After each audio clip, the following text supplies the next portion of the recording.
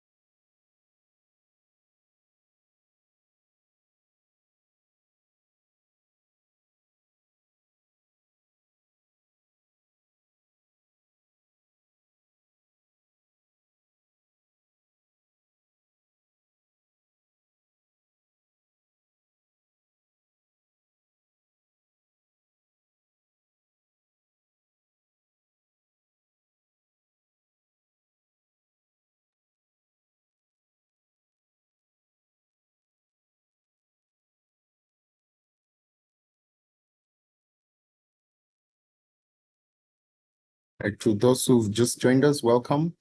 Kindly take a moment and subscribe to the event on the PPB portal.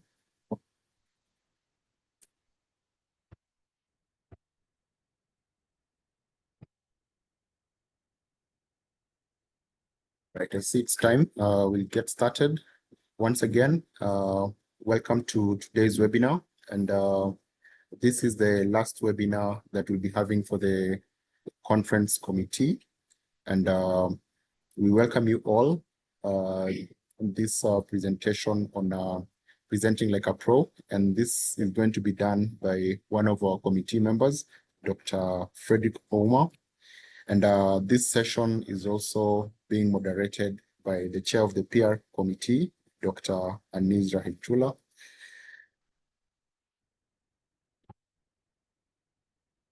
Once again, a reminder, if you've just joined us, ensure that you subscribe to the event on the PPB portal. This will enable us to send the CPDs on time. And as usual, as a reminder, you'll be muted during the entire course of this webinar. So if you have any questions, kindly use the Q&A tab, and our speaker is going to respond to those questions at the end of the session. And kindly note that this session is being recorded and will be made available on PSK's YouTube page. So at this point, I'd like to welcome Dr. Aniz, who's going to be moderating this session, and then get to the next step. Dr. Aniz, you're welcome. Thank you, Hezron. Good evening, everyone, and welcome to this webinar. It's my pleasure to host on behalf of the PSK Conference Committee. As a start to this presenting like a pro, and not wishing to take any thunder away from our presenter, the first step is for us to know who our audience is. So you've been putting in the chat where you're from. Maybe while I'm doing an introduction, you can maybe put 1 or 2 points you feel that make you proud as a pharmacist. So if something that comes to your mind that makes you proud as a pharmacist, please put it on the chat. It helps us to know whom we are talking to. The other step about presenting like a pro is to get in the moment. And the challenge we have when we are speaking in a webinar or when we are speaking where we don't have direct access to the audience is we are not able to see the reaction of the people we are talking to. So we don't know whether the message we are saying is getting across to the audience, or if we are communicating in the right way. So that is a challenge we face when we talk to people virtually. But we use tools like these to see how engaged our people are, and they tell us that, something that makes them proud of being a pharmacist is their value to society, their quality, how pharmacists bring quality in manufacturing, the diversity in practice. All these things make a big difference in telling us that you are listening to us, and we are happy to save lives as pharmacists. We are also the first point of help with the ailments in the community setting. So all this tells us that now you're listening to us, and we are almost on the same wave. And those of us who are still cooking, or those of us who are driving, or those of us who are listening to 2 webinars at the same time, because it doubles the points, we also need to make sure you are there with us and listening to us and making the most of this presentation. So without further ado, I would like to introduce to you Dr. Frederick Ouma. He's currently the Acting Director, Public Health Research and Informatics, Kenya, and of the National Public Health Institute. It's a newly formed body, and maybe he'll tell us a little bit about it. And he's also one of the members of the organizing committee for this year's conference. So while he's talking, if you can also tell us if you will be attending this year's conference or not in the chat box. So without further ado, Dr. Frederick Ouma, it's to you now.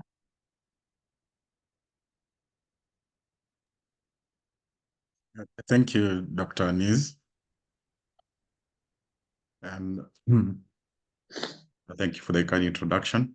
So allow me to delve into this.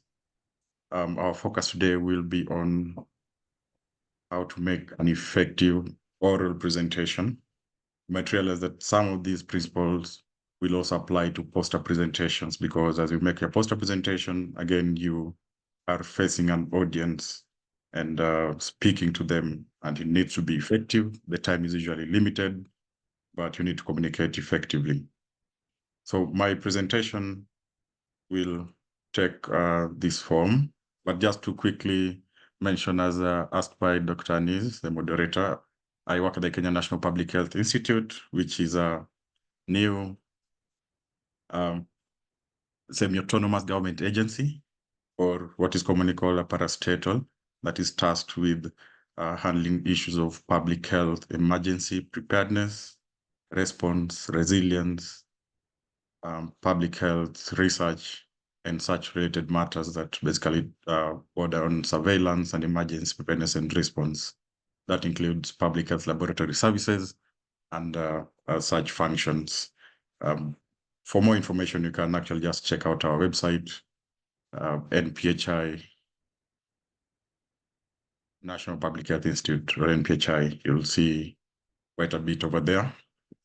And even our social media handles, which are NPHI Kenya, for all the common social media platforms. So I'll start by looking at how to prepare PowerPoint slides. I know this has been alluded to in previous presentations, but today we'll mention something a little extra that hopefully can also help us as we prepare for this conference and other scientific conferences. We'll look at presentation skills, summarize, and basically go into the Q&A after that. So let me start by how we prepare the slides, because for you to present, then you need the slides that will communicate effectively.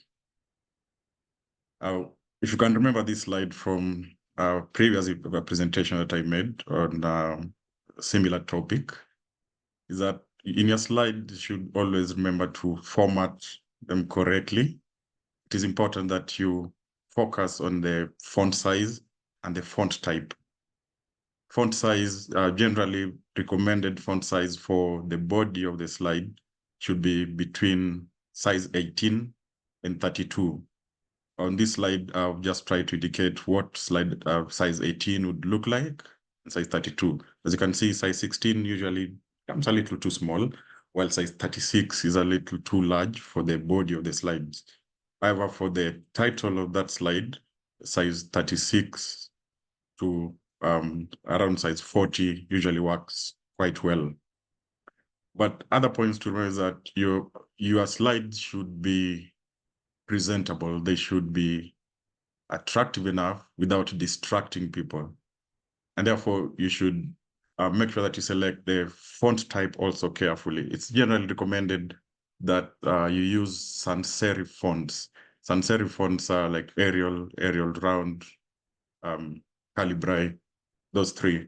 They tend to be some of the best. And the reason is that when you look at the fonts there, the letters do not have curves at the end of them. They don't have unnecessary curves. That would be as compared to serif fonts. Serif fonts are like Times New Roman. So if you look at what Times New Roman appears like, the words or the letters have certain curves at the edges. Now those curves can be a little, sometimes they tend to join together when you are presenting your slides, and that hinders reading. Remember, as you are making a presentation, you want to capture the attention of your audience. You don't want them to be distracted, struggling to read what you're presenting, but rather you want them to focus mostly on what you're saying, rather than trying to figure out what is there on the slide. So the slide should be really legible and easy to capture. They should also not shout, should avoid things like red words or words that are written in a red font, avoid capital letters, and always use a proper background and a proper color for your words. An example there given that you could actually use a dark blue background, but then the letters, your font would be in either white or yellow, because that gives good contrast. But in general, this kind of arrangement of a dark blue or a dark background is best for very dark rooms. I anticipate that at the PSK conference, the rooms will be quite well lit, but there are situations whereby the rooms are dark, and therefore you need to choose a proper background and a color for what you are writing.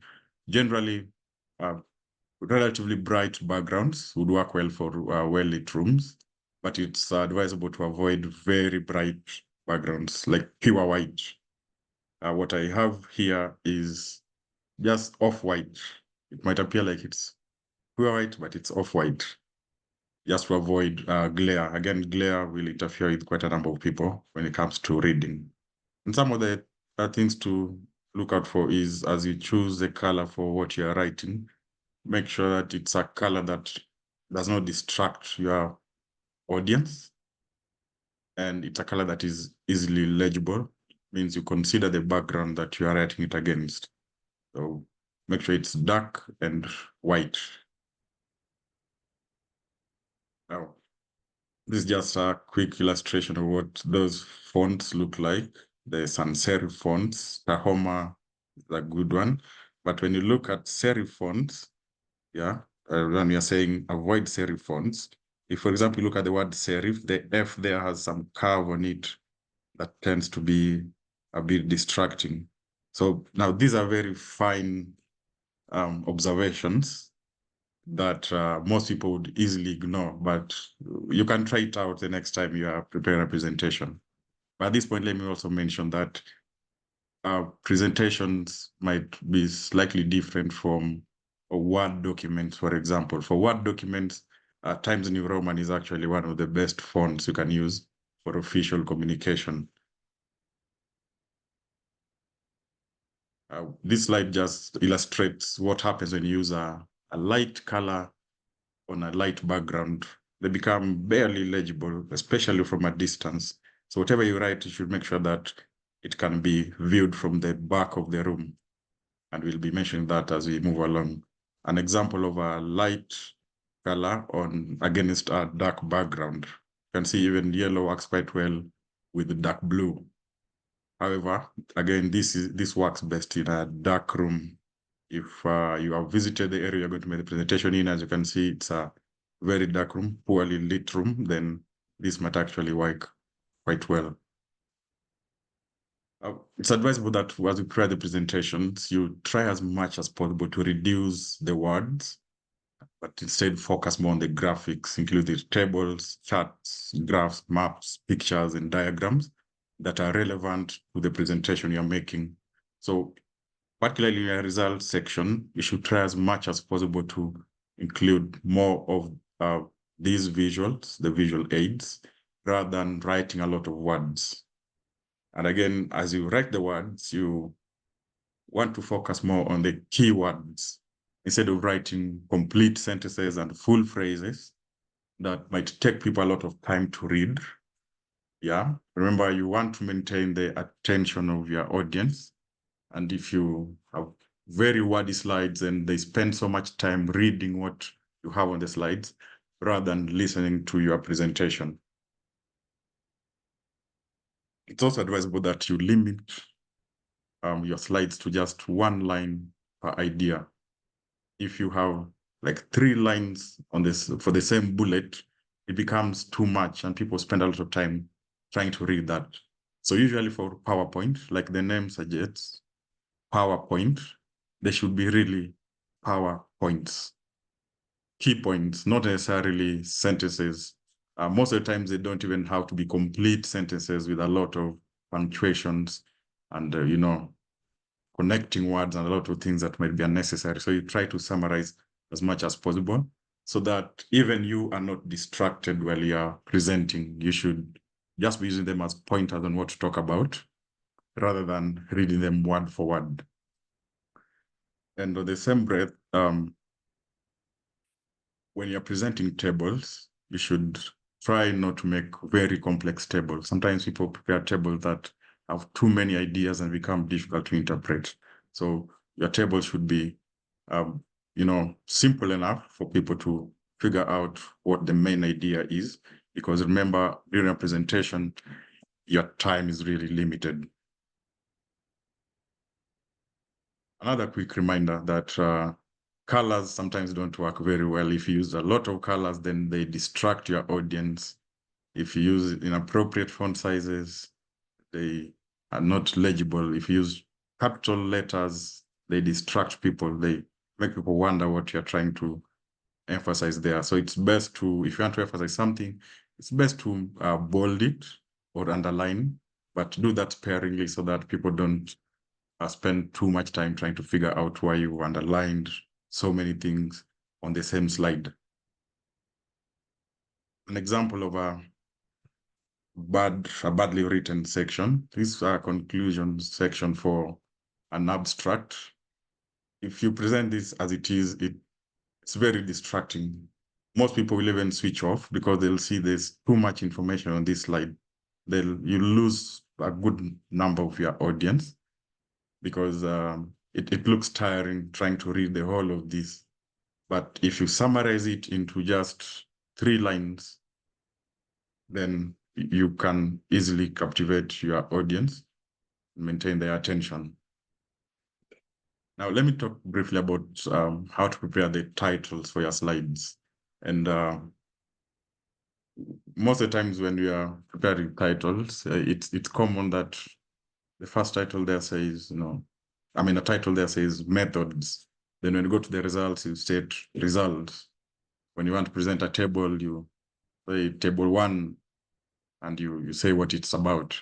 But given the limited amount of time during a conference presentation, usually you have between 5 to 12 minutes. I've seen most conferences would give you just about 10 minutes to present your work as an oral presentation. You don't want to spend so much time reading things like results. You want people to get a point from everything that you are telling them. So the headings or the titles that you have on your slides should be as informative as possible. Yeah, very informative. They should not be general things like background and all that. Now, this is an example. Looking at this, the slide title is results. Then below that, you try to explain what this is all about, and then you present the map that you're trying to present there. Now, compare this to the next slide. In the next slide, we have not tried so much to describe so many things because people already know what your presentation is about. They want to see the points. So here we are taking advantage of that title part to give a key result. In this case, we are saying that 2 of the 36 residents with dengue lived directly downwind from the first case. So then the infographic that you have there, the whatever graphic you have there, is just to give them a clue on what it actually looks like. But the point is passed right at the title. So to save time and save space, and remember that you have a very limited number of slides and limited amount of time, you utilize every space you have to pass across important information rather than the general things. Now, there are sections that you may not do this in. For example, the method section, you might want to clearly state now, these are the methods. But yeah, you can be a little creative, make sure that you utilize your slides to the maximum. When you're presenting the graphics, avoid these such, 3D graphs. I know sometimes you want to look complicated, but 3D graphs are very distracting. Like if you look at this graph, you'll spend a lot of time trying to figure out, okay, which side should I look at? Is it the far end in the background or the front part? Yeah. So that all this is confusing and unnecessary, really. Such kind of graph again will be confusing. If you use a poor background or you use a particular background and you use poor colors to present your graph, then it distracts your audience. It's very difficult to read. If you try to look at the red here, difficult to read. And if I tell you that the middle line, from the start in the first quarter, the line in the middle is actually green, you can't even believe that it's green because there are certain backgrounds that don't work so well with the other colors. So it's important that you select your colors carefully. Another general rule is that when you're doing your graphs, avoid using red and green lines on the same graph. Maybe you can, somebody can quickly add in the chat, why should we avoid red and green on the same graph? Red line and green line on the same graph. Why is it important to avoid that? If you know the reason, you can possibly just type it in the chat box. You can discuss it later. So now, look at this. This is just a comparison of whether we should use pie charts or tables. Now, pie charts might look colorful and nice. If you look at this pie chart here, the side written normal, 58%, looks very nice. You can easily compare it to the others. However, the challenge is when you try to compare the green and the blue pies, you may not see a clear difference between them. So then you have to read what percentage exactly it is. And sometimes you have very small segments, like the one written underweight, sometimes smaller than that you also need to include. So sometimes pie charts are not necessarily the best when presenting data. They are only good if the proportions are very distinct for easy and quick interpretation. In this case, my opinion is that the table on the right is easier to interpret than the pie chart because the green and the blue sections look quite close together. Then somebody has to go ahead and read what those figures are. If we just went ahead and presented the table, then it would be easier for somebody to follow. We are starting from underweight, then normal, then those that are risking being overweight, and those that are actually overweight. Now, compare this pie chart and the table to the next slide, a bar graph.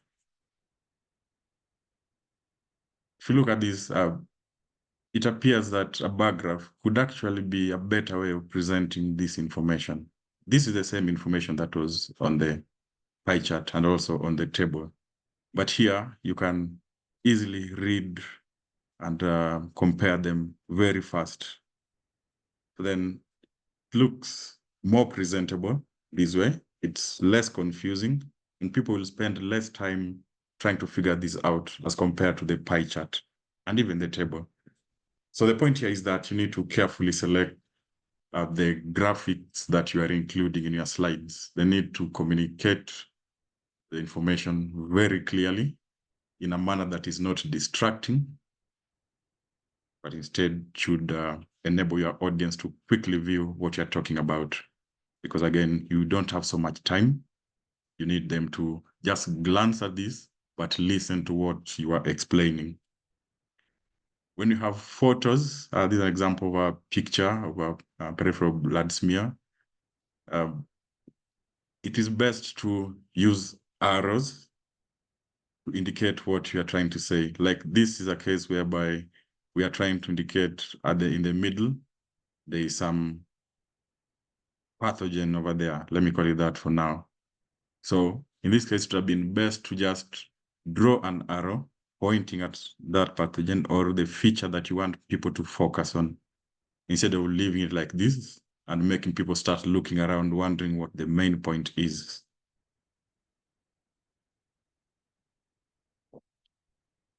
Now, this background and the color, perhaps you can comment in the chat. I don't know what you think. Is the background appropriate, especially considering the color that we have used? What do you think about this background and a white background with the same colors? Let me know what you think in the chat box. But the best approach to use when you're making such presentations is that you focus on the key points. So rather than reading the slides word for word, you should even have a small notebook with a quick outline so that you know what you're going to talk about next without having to read. One of the biggest challenges when making a presentation is that we tend to focus so much on looking at the slides to the point that sometimes you even turn your back on your audience because you are trying to read the slides. It's important that you maintain some level of eye contact. One, it shows that you are confident about what you're presenting. It is your work, you understand it.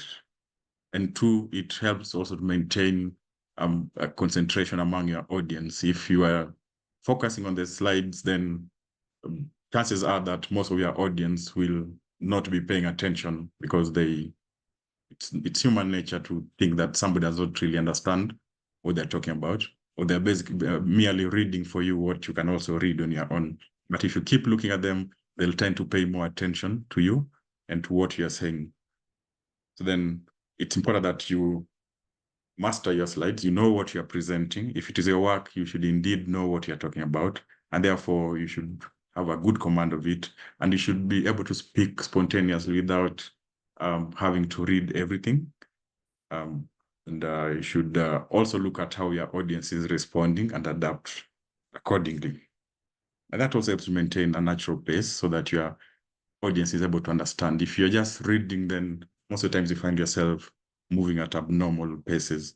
So the point here is that you should possibly have a small notebook with the key points that you want to mention as you move along the slides, rather than reading everything word for word. A quick summary for this first section is that remember that your abstract is just a summary of your report or your manuscript. There's a need to make it very concise.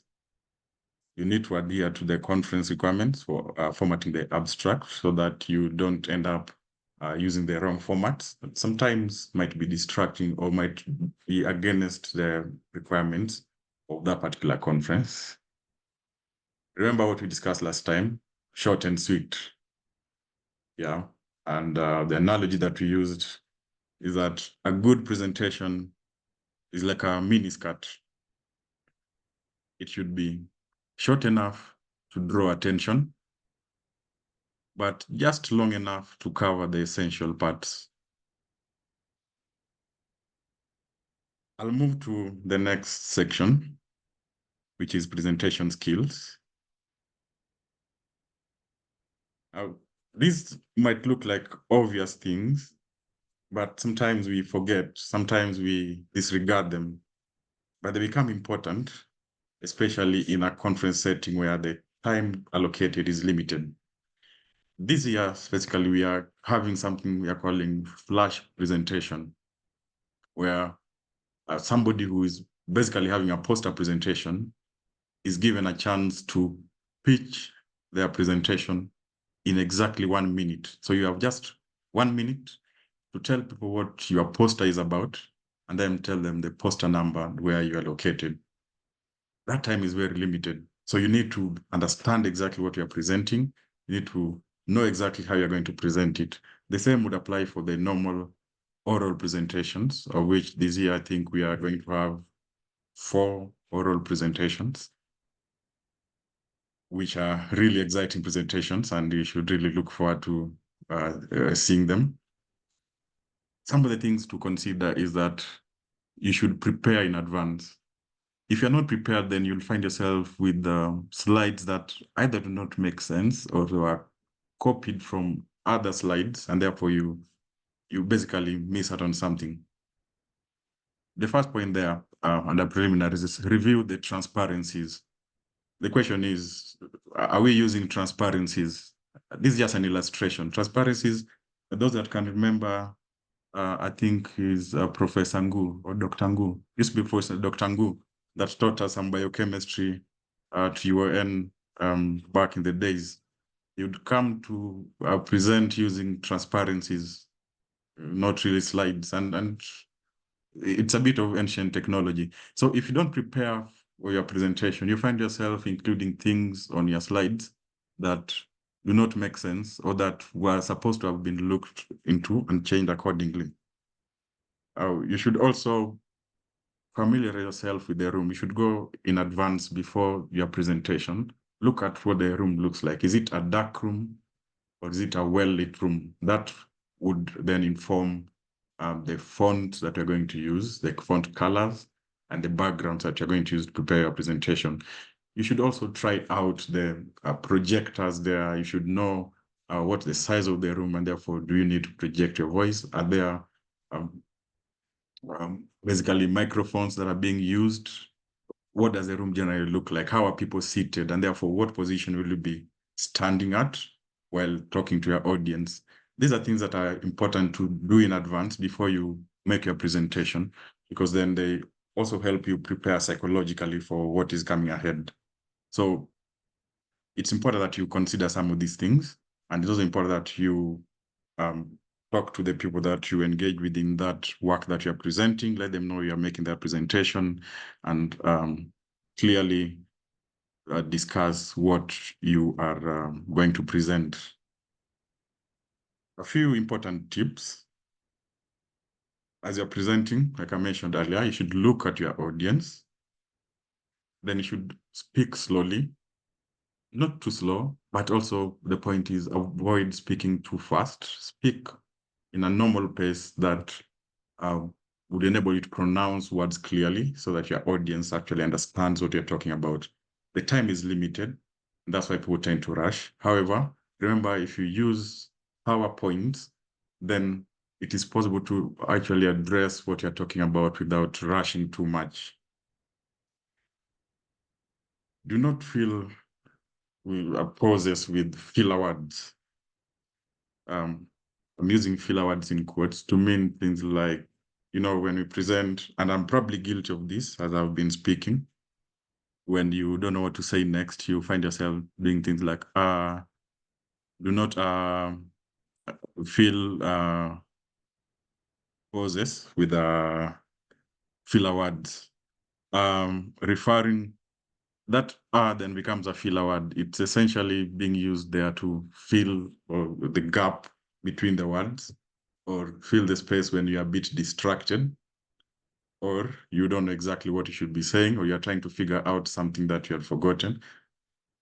Filler words, sometimes they can be a little distracting. Some people overdo them. I think all of us have some filler word that we use when we are making a presentation. Somehow like second nature, but you should be careful so that you do not distract your audience by overusing those filler words or sounds that we make during presentations. Now, when you are referring to a graph or a chart or a table during a presentation, it is important that you actually look at it. If you have a pointer, it's important that you point at the exact area that you want your audience to focus on, and point to them the pattern or the characteristic that you want them to focus on. So the table should be designed, and even the graphs, in a manner that clearly communicates something, and you should be able to point it out as you're presenting. If you have a table that does not seem to indicate anything useful, then you should probably not have it on your presentation. Or if you have a graph that does not communicate anything outstanding, then it should probably not be part of your presentation. So every graphic that you're using should be useful, and it's something that you should refer to as you are presenting. You should point at it and let your audience see the characteristic or the pattern that you intended for them to see clearly. Most importantly now is watch your time. You have very limited time as you're presenting. And so you should be careful that you don't bore your audience with time wastage. And you should also not rush too much to the point that you lose your part of the things that you're trying to present. So time management, again, becomes a very important thing during a presentation. So what do pros do when they are presenting? Most people are great at presenting during scientific conferences, observe certain critical things. Now, at this point, let me just mention that there's a difference between a scientific presentation or a presentation in a scientific conference and a presentation at your workplace or the routine duties. In a scientific conference, the audience usually is composed of people who are, to some extent, knowledgeable about what you are trying to present, but you should not assume that they are knowledgeable about it. So you should cover what will bring them to par. But also in such scientific conferences, people have a lot that they need to get at the same time. The time is limited. The people are interested in seeing what are the findings. That's the key thing that people are interested in. They don't want to listen to too many stories. So the way you design a scientific presentation would usually differ from the way you design a presentation that you use during your routine duties or a presentation in other forums that are not necessarily conferences. So it's important that you focus on your audience, and the slides that you're presenting should be legible from a distance. Try as much as possible to avoid very small fonts, just to make sure that your audience can actually read from a good distance. Like you said, they are PowerPoints, and you should focus on making the results the area of focus for your slides. Do not waste too much time talking about the background, while people are more interested in what is this study about and what did you find. That is what people actually want to hear. Anything before that is really just to help them know how you did it. But the main thing they want to hear is your results. So the most time that you are consuming a presentation should be spent on the results section. But also remember to keep your tables simple. Even the graphs, they should be simple and easy to understand. We mentioned that. And focus your presentation on just a few key results. I'm repeating this because this is the gist of your presentation. People want to see what you found. And remember, practice makes perfect. As far as focusing on your audience is concerned, you should know who is in your audience. At least the majority of your audience, you should understand who they are, what what are their general areas of expertise or what's their occupation, something like that, so that you know the extent to which you need to go with your slides. What do these people care about the most? Is it genetics, or is it public health matters that they want to focus on? Is it, clinical trials? Are they interested in knowing more about the drugs or the people that were involved in your study? So that can inform how exactly you frame your study to suit your audience. Always remember, the results is the most important. Sometimes they want to know how you did it, but at the end of the day, the results is the most important. And remember to interpret your results according to what their area of interest is. Now, during the PSK conference, we know that majority of participants there will be pharmacists. And therefore, in your conclusion, your abstract, as you discuss your result, you should be telling them, how then does this affect a pharmacist? Or how do pharmacists actually come in here? Or what can pharmacists learn from this? And remember to also align it with the theme of the conference. You should not be presenting something that totally looks out of a context for the conference attendees. People attend the conference to learn something about the theme that is provided. They attend that session to learn more about that particular theme or the topic that you are discussing. So always remember that your slides are supposed to enhance your presentation. It should not be the entire presentation. Most of the things you are discussing should be off of your mind, not reading them word for word from the slides. And this is also important, nonverbal communication. I once discussed this somewhere, and somebody did not like me very much. I was almost attacked physically after that presentation. It was during a training, and we are talking about nonverbal communication. Now, body language is important. Remember, there are many things you can talk about body language. For example, your posture, where you are looking, how you are positioning your hands as you are presenting, how your feet are positioned. If your feet are positioned away from your audience, it almost looks like you want to run away. So body language is important. And the other forms of nonverbal communication, for example, you could use tonal variation. If you use just one tone throughout your presentation, then it becomes sort of monotonous. And if you are speaking nonstop without a pause, again, it becomes too monotonous and people cannot concentrate. But an important thing that sometimes we forget is grooming. You cannot go making a presentation to people and your dressing is distracting in itself. We may not be prescriptive on this, but remember, it's for a scientific conference. It is best to maintain a look that is rather neutral, either formal, or smart, casual, but it should look closer to formal so that it's not distracting. People do not spend time wondering whether you are there for some, fashion show or you're there to distract people or something. So you should not distract your audience.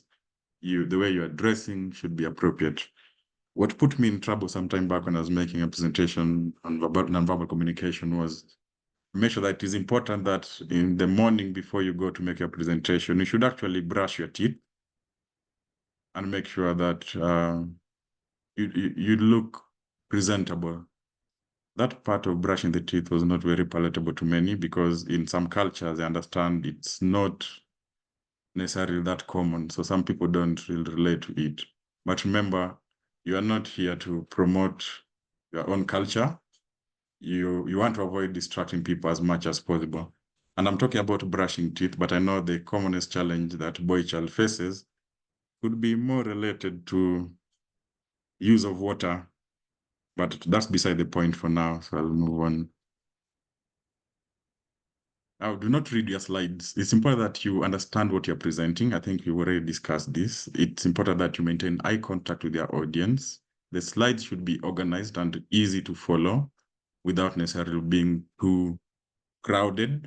Yeah, they should not be distracting your audience. You should not use very colorful and multicolors on your slides. And you should also maintain a natural pace as you are presenting so that you are able to maintain the concentration of your audience. A simple strategy that some people refer to as a KISS strategy. Keep it stupid simple.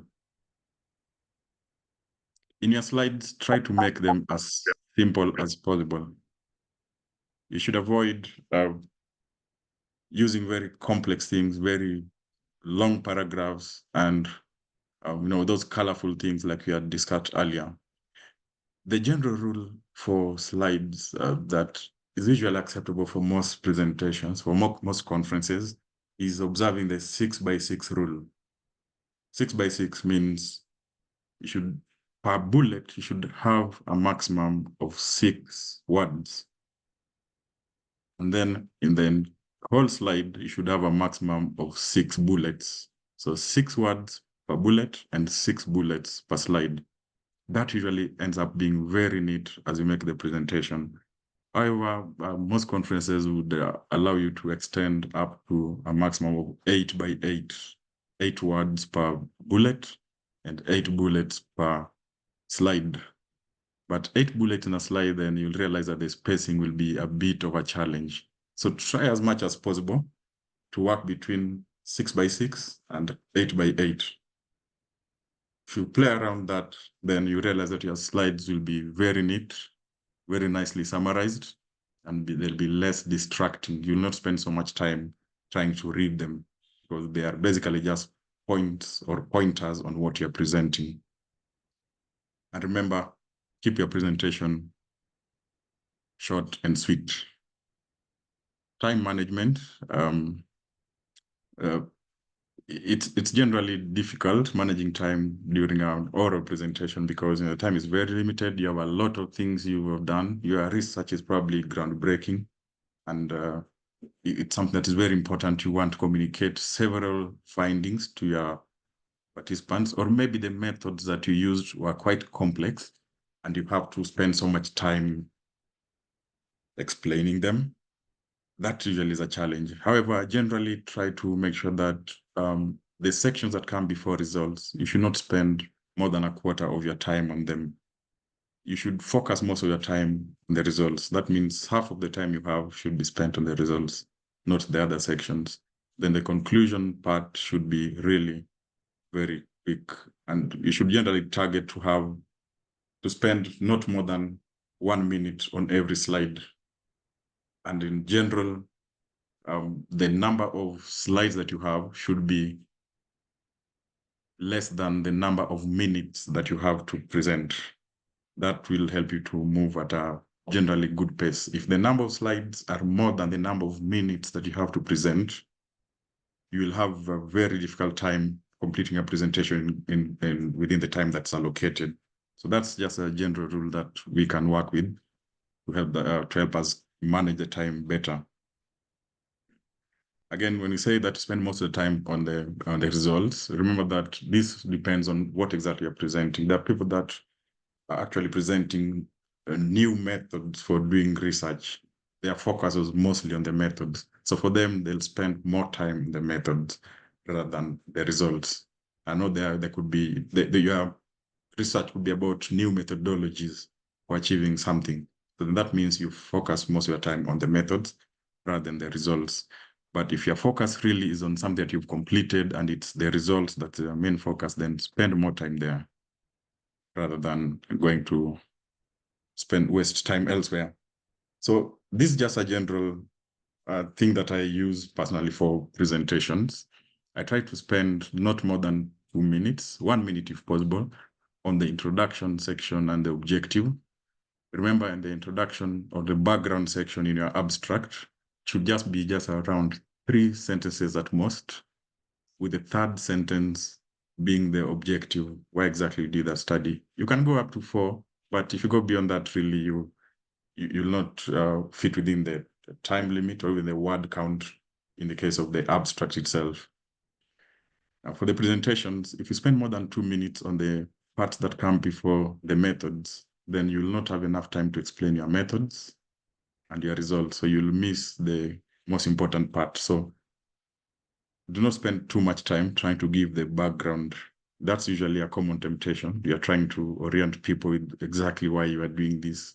So focus it more on moving towards the methods. Now, the results section should take approximately half of the time that you have on that. And after that, remember to always have a slide that mention acknowledgement. You acknowledge the people that you worked with. Mostly acknowledgement should be for organizations or institutions rather than individuals. So don't go acknowledging really individuals. Mention the institutions, because individuals can be a bit controversial sometimes if you have to mention them. However, there are situations whereby you have to mention specific individuals based on their contribution to that study. But yeah, try to limit yourself to organizations and general terms.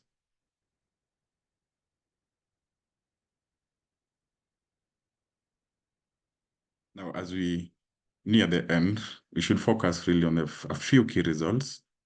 Always remember that your audience will only remember just 3 to 5 key points from everything that you say. So if you say a lot of things, they like to pick just 3 to 5 points. Right now, I've talked for the last several minutes. I'm sure most people will forget most of the things, but there's that one thing that they'll pick. Some will just leave this presentation with a mini skirt. Some will leave with a short and sweet. Some will leave with 5 minutes for the results. Whatever they're picking from it, remember, it will just be 3 to 5 points, usually not so much more than that. So focus on your key results, because that's the one thing that you want your audience to live with.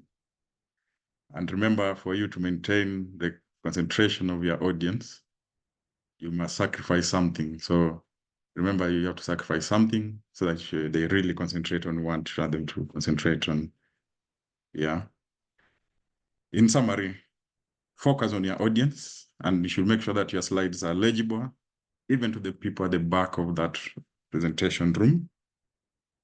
Manage your time properly by making sure your most time is spent on the results section. And make sure that your tables and graphs, all the graphics you're using, are simple and easy to understand so that they're not distracting your audience. Make sure that you focus on the key results once again. And remember, the more you practice, the more likely you are to present this very well. It's usually good practice that before you present, even days before your actual presentation, you spend time with someone. Just let someone sit across from you, or even a small group of people, to listen to you presenting. Then they critique your presentation. They can give you the pointers. For example, they can let you know which filler words you are using and how frequently. They can probably even time you and let you know how you performed in terms of time management. So those kind of things, the practice will really help you a lot. And always remember to visit the room that you're making the presentation in before the time for your presentation, so that you can make any necessary adjustments for your presentation. Always remember to end your presentation with a call for questions, and have time for people to ask those questions. So if you extend beyond your allocated time, then you'll not give your audience time to ask questions. And you might even end up ending your presentation abruptly. And that usually sometimes beats the purpose. Most of the times people have questions after a presentation, unless they're really in a hurry to leave, or the presentation you made did not make any sense to them. So sometimes they really struggle to even figure out what to ask. But if they understood your presentation, they'll most likely want to even give a comment rather than a question. I'd like to acknowledge the following for this particular presentation. We borrowed some points and some material from these. Thank you very much. I'll hand over back to the moderator, Dr. Nils. Thank you, Dr. Frederick Ouma. What a wonderful presentation. Let's hear it in your reactions. Makofi, tears, heart signs, thumbs up. Let's hear it from the audience of what your reaction to this wonderful presentation was. Thank you so much, everyone. Awesome. It's very refreshing, and I hope those of you who are presenting next week are going to follow many of these examples that have been given to us by Dr. Uma. I just want to, I had made a list of 15 things that I thought maybe would be helpful, and out of which he managed to cover 12 of them. So I only have 3 things to say. One is the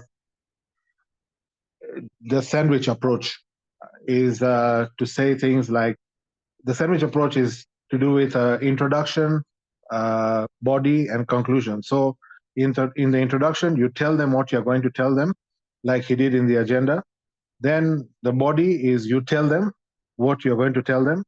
And then you end in the conclusion, you tell them what you told them. So that is the sandwich approach. It's a good skill to have with you.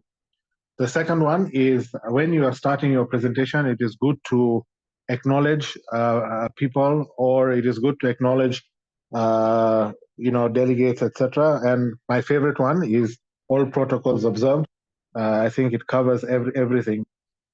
And the last thing is he covered this in bits and pieces, but I just want to give you a quote of what my father told me many years ago. He said, plan your work and then work your plan. And that works for every sphere of life, even in presentations. You plan your work and then you work your plan. So with those few comments, before we go to the questions and answers, I want to introduce to you the chair of this year's conference committee, Dr. Anne Mercy, to give her remarks, and then we'll go back to some question and answers. Please ask your questions in the chat, or when it comes to time, you can unmute, raise your hand, and give you a chance to answer the question. The question can be primarily about this presentation, but you also have any questions about the conference, please feel free to ask. So, Anne Mercy, you want to take it over? Thank you, Dr. Anis, and thank you, Dr. Uma, for the wonderful presentation. Really, I must start by thanking all of you for sticking with us. This journey towards the conference has been one of teaching and learning in equal measure. And today's webinar concludes the conference committee organized pre-conference webinars, and we hope that our next meeting with you will be in Mombasa.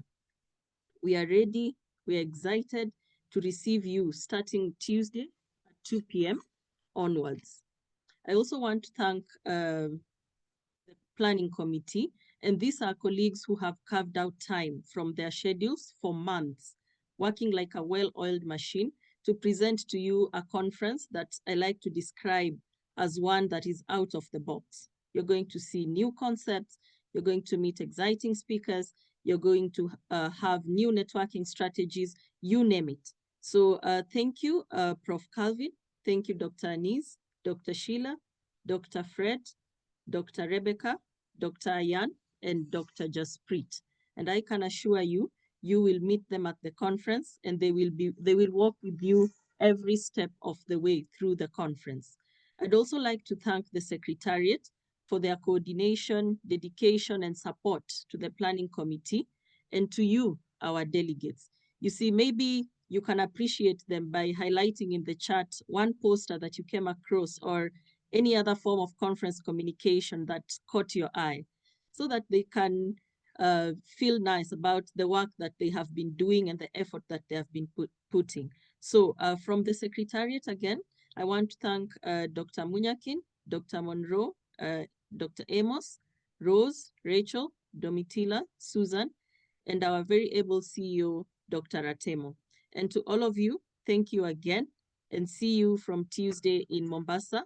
Look forward to meeting you. We look forward to interacting with you, and we look forward to enjoying the conference. Thank you very much.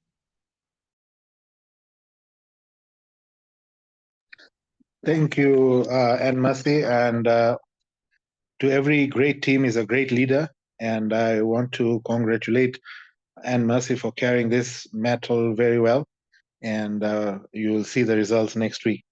So, what to look forward to in the conference? Besides all the things that Anne Mercy talked about, I want to start by informing you of the first event of the conference is a meet and greet at Char Choma on Tuesday night. If you come register at White Sands with us and get your name tag, you will get special offers at Char Choma. And you make sure that you enjoy the start of the conference with informal networking.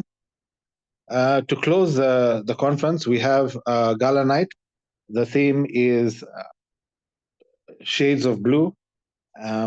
And we hope that you will dress appropriately for that event and bring the blue out. And we have special networking opportunities where you'll meet high quality speakers at a table networking event and be able to speak almost one-on-one with very high profile people. So things to carry to the conference, things that you should not leave in Nairobi. One is your smile. Come with your smile and keep it on for 3 days. It will not get old.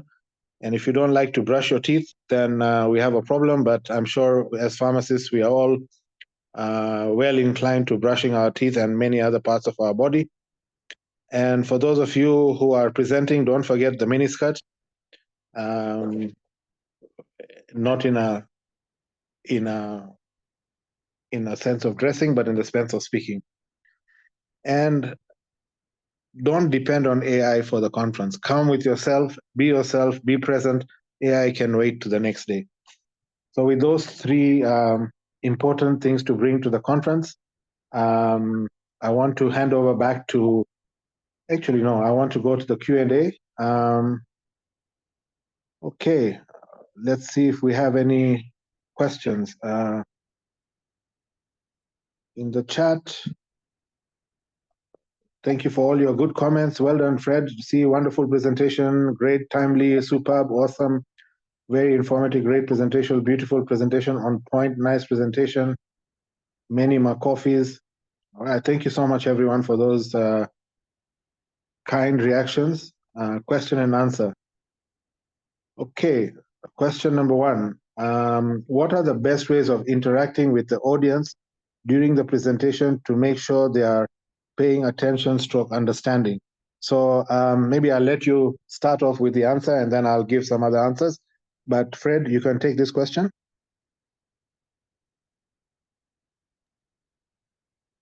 Yes, thank you, Dr. Nizam. Thank you for that question.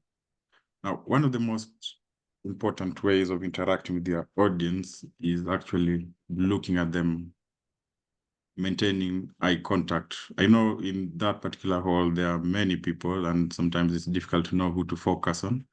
And you should indeed avoid focusing on one person or just one part of the audience.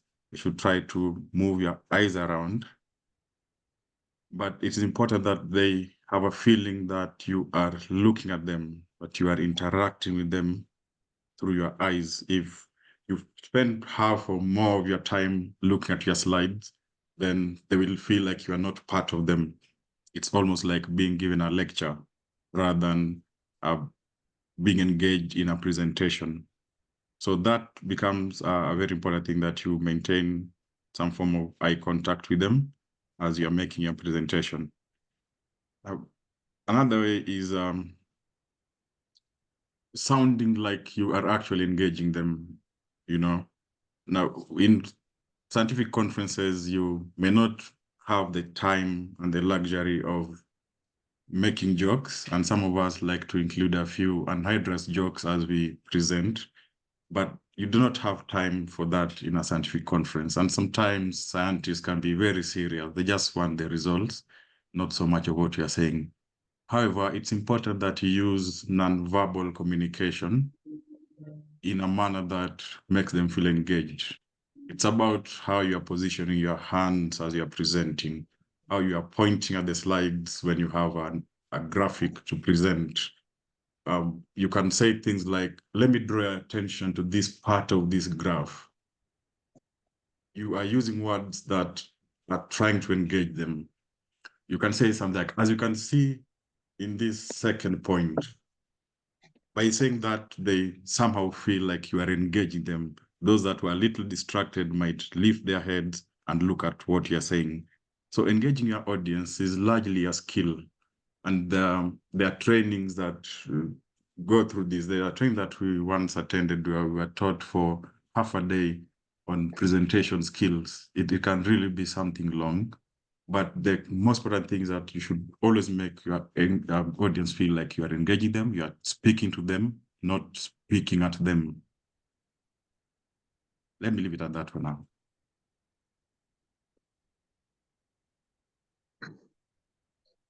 Thank you so much, Fred.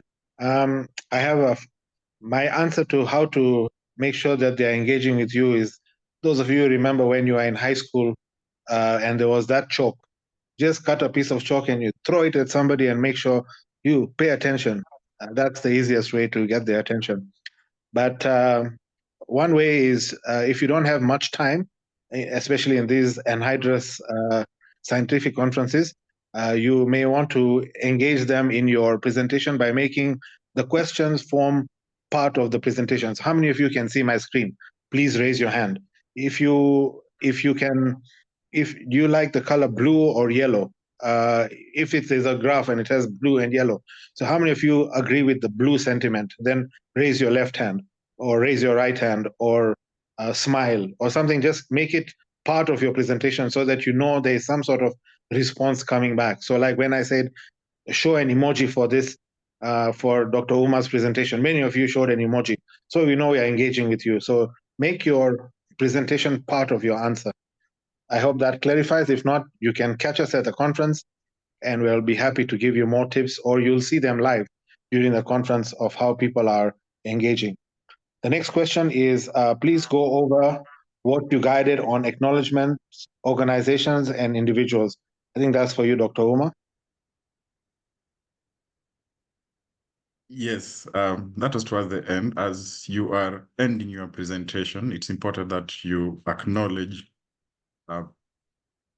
organizations. Now, usually for the acknowledgement, because you don't have so much time, people are more interested in your actual results and what it means to them. Therefore, they may not spend so much time really listening to your acknowledgement. But the best practice that I've seen is, for the acknowledgement section, it's best to focus on organizations or groups of people. You could acknowledge, for example, staff at Mama Lucy Kibaki Hospital. You know, you do not necessarily mention one person. The risk of mentioning individuals is that you might fail to mention somebody else. You might forget, actually, somebody that you worked with or somebody that contributed to your work significantly, but just because you forgot it, because it's human to forget, that usually leaves a bad taste in the mouth. So it is best to generalize it a little bit. For the individuals that sometimes prior to mention, they could be really high-level individuals. Like there are situations whereby the research you're conducting involved interviewing the Cabinet Secretary for Health. In that case, you might actually want to mention the Cabinet Secretary because of his kind of position. But it is best to mention the office rather than the person's name. As much as possible, try to mention the organization, for example, Ministry of Health or KEMRI or InSupply Health, whatever organization, rather than the person that you actually engage, just to avoid the risk of forgetting the person. And usually for the acknowledgement slide, it should just be one slide. Best practice is to have the logos of those institutions. For the ones without logos, then you can just write quickly. But as much as possible, display the logos, and you don't even spend time going through the list of those participants because you don't have time. So it's something that you just flash. You just say something like, I'd like to acknowledge the following for their contribution to this work. Then you end the presentation there. That flashing bit it should be enough for people to really pick out them. Yeah, the part of your audience could actually be part of the people that you're acknowledging. They can quickly see themselves there. But in the interest of time, you may not spend time on that particular slide. I hope that answered the question. Great, thank you, Dr. Uma. Last question is about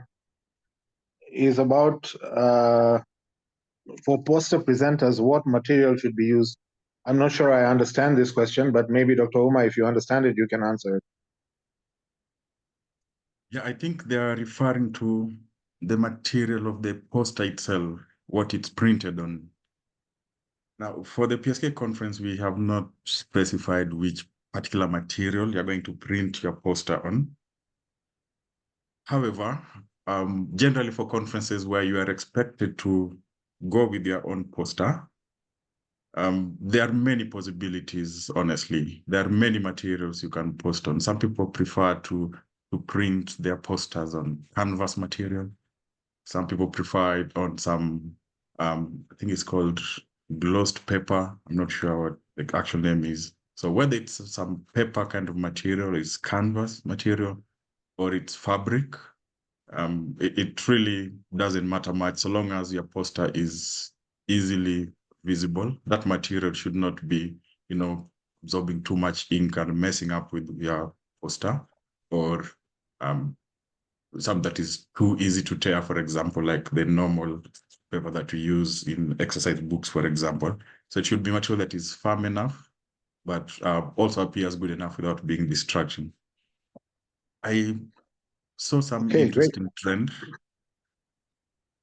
Yeah, if I just mentioned, I saw some interesting trend in a recent conference I attended, the American Society for Tropical Medicine and Hygiene.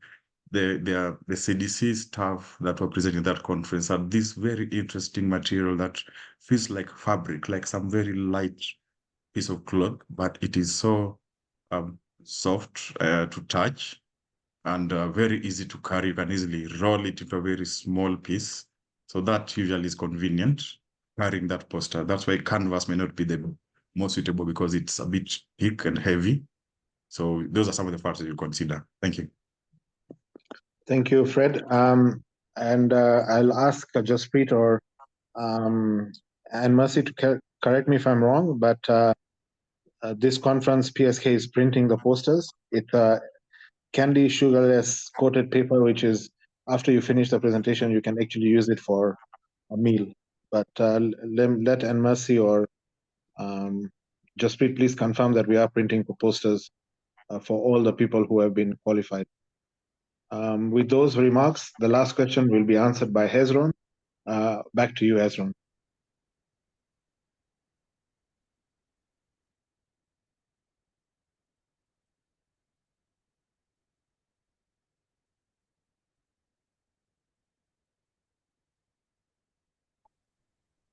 Dr. Anmasi, I don't know if you'll be able to respond to that.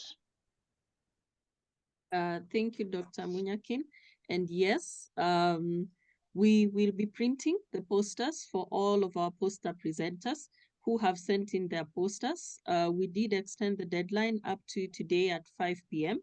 So if your poster is in, then your poster is printed, and you can find it at the conference, and we will tell you on which day you will have it on display. Back to you, Dr. Munyakin. All right.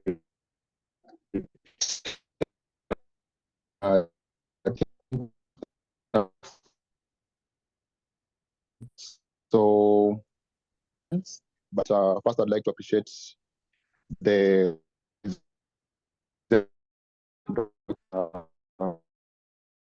Fred Uma for taking us through that full moderation, and for the entire team that was able to join us and the participants. So as we close off, Dr. Anmasi, maybe you can confirm if you can see my screen. Yes, I can. Okay.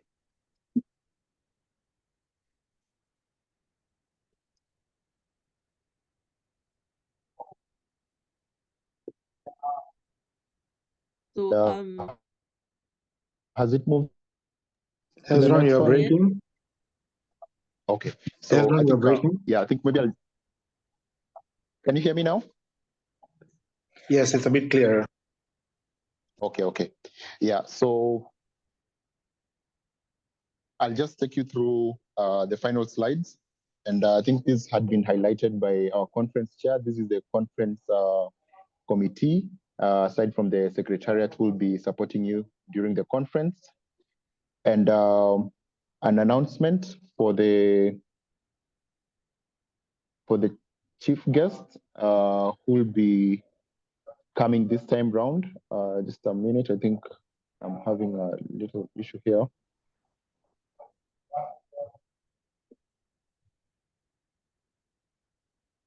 And an announcement for the chief guest that will be joining us this year is the Cabinet Secretary, Honorable Aden Duale. And some of the activities to expect, like Dr. Niz had mentioned, is the meet and greet at Chachoma, which will be happening on the first day, starting from 6 p.m. And then on the last day, we'll be having the gala dinner, where we'll have dress code of shades of blue. So ensure if you're coming for the conference, ensure that you have something that has a shade of blue so that you'll be able to run with the theme. And another key activity that will be happening, and this is aside from what you've been able to see on our social media pages for the panel discussions, we'll also be having a table networking event that will be happening on Thursday, which is on 19th of June from 4 p.m. to 6:30 p.m. More details on this is going to be shared, but this is going to be an opportunity for you to interact with some of the trailblazers that we have in the industry.